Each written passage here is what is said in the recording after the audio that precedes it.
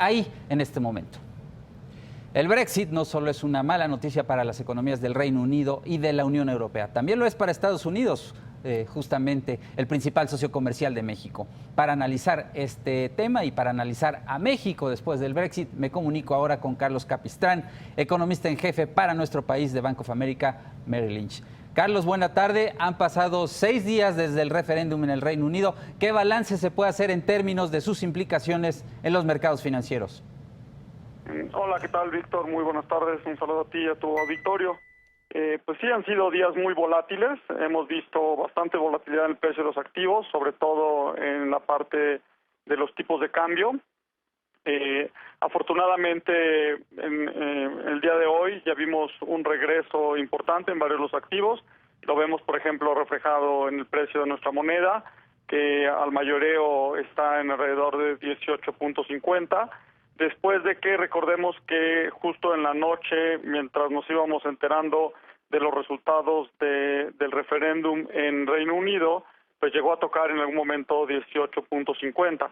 Entonces, digamos, en estos pocos días hemos visto ya un regreso de un peso completo en el peso, y eso sin duda es buena noticia después de la depreciación tan importante que se dio conforme se conocían los resultados de la salida del Reino Unido. Entonces, eso es en cuanto a mercados financieros.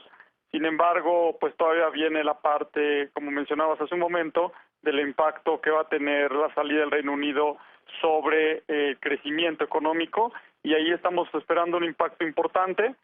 Creemos que el Reino Unido puede irse a una recesión, creemos que Europa va a crecer menos. Creemos que incluso este choque de mayor incertidumbre en el mundo y de menor crecimiento del comercio va a hacer que Estados Unidos también crezca un poquito menos. Bajamos nuestro pronóstico de crecimiento para el próximo año en la economía de Estados Unidos de 2% a 1.8%.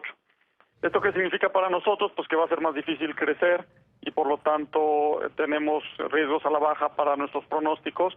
Actualmente estamos esperando 2.3 para este año, 2.5 para el que sigue, para el crecimiento de la economía de México, pero creemos que hay riesgos a la baja por todo este fenómeno del Brexit.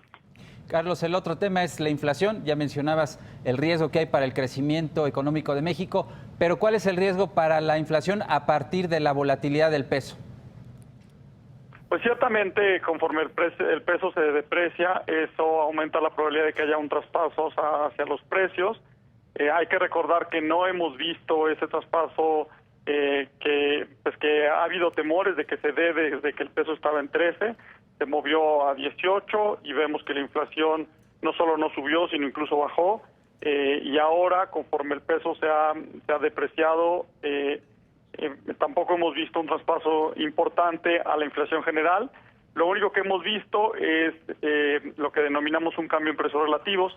Hemos visto que el precio de las mercancías efectivamente ha ido subiendo, pero esto se ha acomodado con una inflación de servicios baja y con una ayuda por parte de otros componentes de la inflación, como son telecomunicaciones, energía y sobre todo la parte de agrícolas, que también recientemente ha estado ayudando.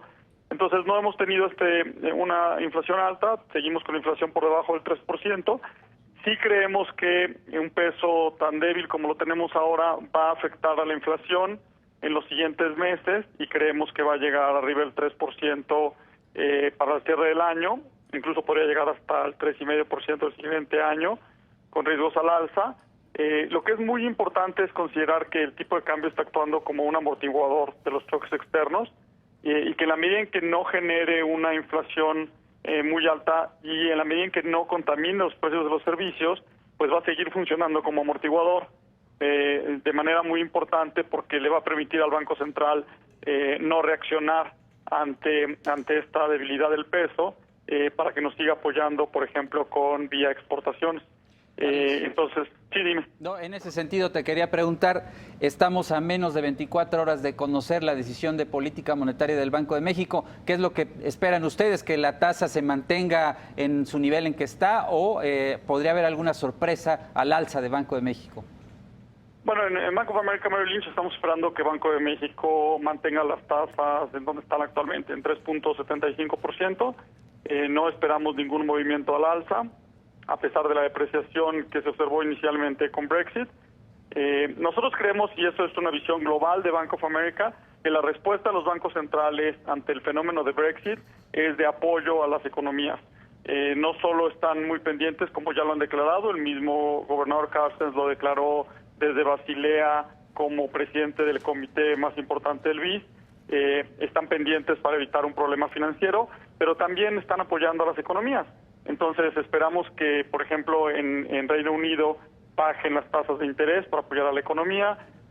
Movimos nuestros pronósticos para la Reserva Federal de Estados Unidos. Antes pensábamos que podían subir en septiembre, ahora creemos que esperarán y subirán hasta diciembre. Entonces, en ese mismo tenor de apoyo a las economías, creemos que Banco de México también va a retrasar la siguiente subida de tasas, muy probablemente hasta diciembre para subir con la FED, de tal manera que no esperamos mañana ningún movimiento por parte del Banco Central. Carlos Capistrán, muchas gracias por esta comunicación para el financiero Bloomberg. Al contrario, gracias a ti, Víctor. Gracias, buena tarde. Y sí,